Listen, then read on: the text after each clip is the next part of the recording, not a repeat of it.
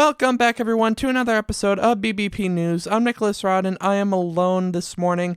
Chris, unfortunately, could not join us today, but I am here to deliver some news for you guys, so no worries there. But before we get into anything else, let's jump into the weather headed into today. In Los Angeles, California, expect clear skies with a high of 78. In Houston, Texas, it'll be mostly clear with a high of 63. In Chicago, Illinois, expect partly cloudy skies with a high of 31. And in New York City, there will be some freezing rain with a high of 39. Well, I don't really have much of an intro for you guys this morning. Not much to talk about, really. Overall, it's been a pretty quiet past few days. The result of that snowstorm that we were talking about on Friday, it wasn't terrible. Mind you, I didn't have to deal with it as much, so Chris would definitely give me some criticism for saying it wasn't terrible. But honestly, it wasn't as bad as what I was expecting. We didn't get nearly as much snow as I was expecting, but I will say, there was a point on Thursday night when I could hear the sleet and the freezing rain just hitting off of the windows in the house. So there was a lot of ice, there was a lot going on, but at least over here, all was relatively well. But beyond that, like I said, not much to talk about, so let's jump straight into the news for you guys this morning.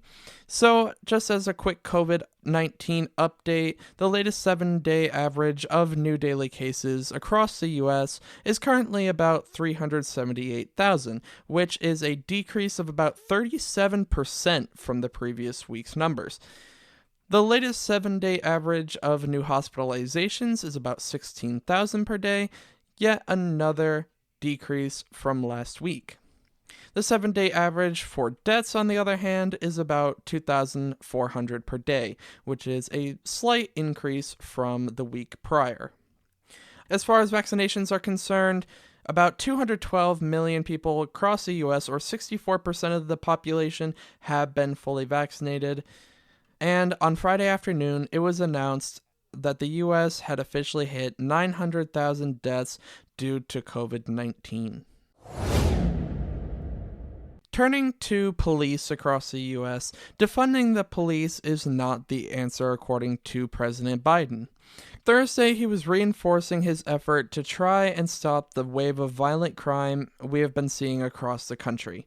Thursday, the president doubled down on his strategy to try and curb gun violence. The Department of Justice is giving that strategy in an effort to stop the flow of firearms that commit violent crimes, while also supporting local law enforcement that fight back against that type of crime. Whether that is enough to really stop it, we will just have to wait and see. In the meantime, the Justice Department is moving ahead with these following measures. It is directing all U.S. attorneys' offices to increase their resources dedicated to getting repeat gun offenders off the streets, adding personnel to a multi-jurisdictional task force to crack down on the illegal flow of guns sold, particularly in the South, and transported to the East Coast and other firearm traffic systems that are being used across the country. Launch a national ghost gun enforcement initiative meant to train prosecutors to investigate and legally go after those who use ghost guns, and to prosecute ghost gun users and sellers and dealers who illegally put firearms into the wrong hands by allowing criminals to get possession of guns without requiring the proper background checks. Back in July of 2021, the Department of Justice launched new strike forces focused on the addressing of significant firearms corridors that divert guns to New York, Chicago, Los Angeles, the Bay Area, as well as D.C. The strike forces have opened 500 investigations and taken custody of 3,100 crime-related guns. Police forces across the country have also received money from the American Rescue Plan meant to hire new officers. Now moving into a bit of international news, 5-year-old Ryan fell down a well in Morocco on Tuesday. This happened as his father was trying to fix the well. The boy fell almost 100 feet down and was in a space that was too narrow for anyone to go down and rescue him. A rescue effort began, moving around the clock to try and find a way to get to him. Food, water, and oxygen were all lowered down to Ryan, and a camera was lowered into the well on Thursday to check on his status. The camera showed Ryan conscious but unable to move very much.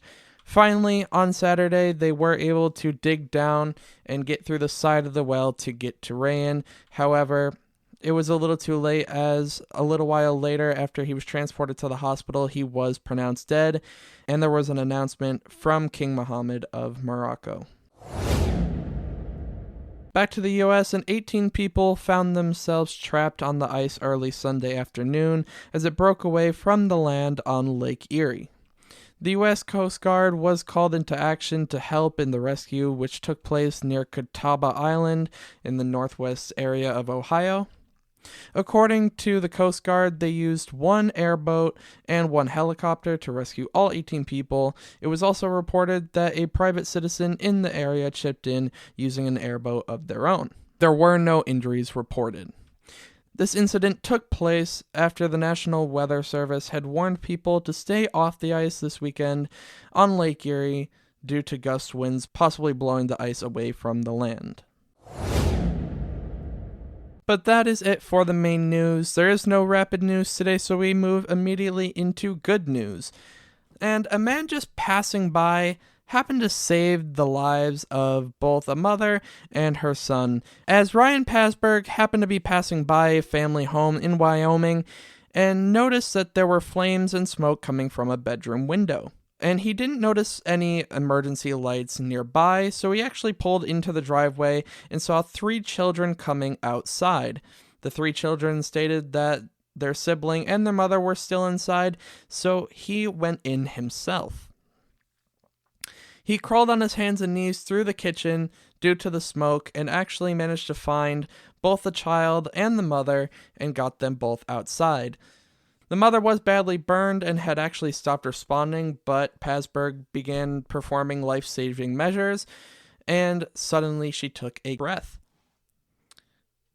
Everyone was soon rushed to the hospital, everyone was tended to, and everyone survived, and it is just safe to say that Pasberg was hailed as a true hero. In fact, the sheriff of the town had this to say, quote, "There are no words to adequately express the magnitude of Ryan's bravery other than he is a perfect example of what it means to be a real hero," end quote. Pasberg didn't stop there, though, as he later purchased over $100 in clothes and necessities to bring to the grandmother's house of the 4 children. Now, this story is just incredible. You know, not only was it something that happened by chance, because not only was Pasberg just a, passing by citizen, but he was actually late for work. So it's possible that if he had actually been on time, if he had actually left on time, he never would have been there to save the child or the mother. It's very possible that, no one would have gotten to them in time. And so the fact that he not only happened to see the fire, but the fact that he decided to pull in and to actually go inside on his own, no protective gear, no one to back him up, no one to help him out, absolutely incredible. The selflessness and the risk of his own life is absolutely incredible, and he managed to save both the child and the mother. Just what a wonderful story. This makes me so happy and puts a huge smile on my face, as this is just absolutely incredible. Absolutely incredible. But that is it for me, you guys, for this morning. Make sure to go follow us on Twitter at BBP News Official, where we put out all of the latest headlines, all of the latest news. You can catch it all over on our Twitter account. Make sure to follow us there. Also, make sure to follow us on Medium, as we are putting out articles all the time on different subject matters. We have the State of the State articles coming out. Those are still coming out, so make sure to check those out, as well as the other articles we put out regarding information that doesn't make it here on the show. But that is it from me, you guys. All those links are in the show notes. But have a wonderful Monday, and we will see you here on Wednesday for this week's Idiot in the News. Bye, guys.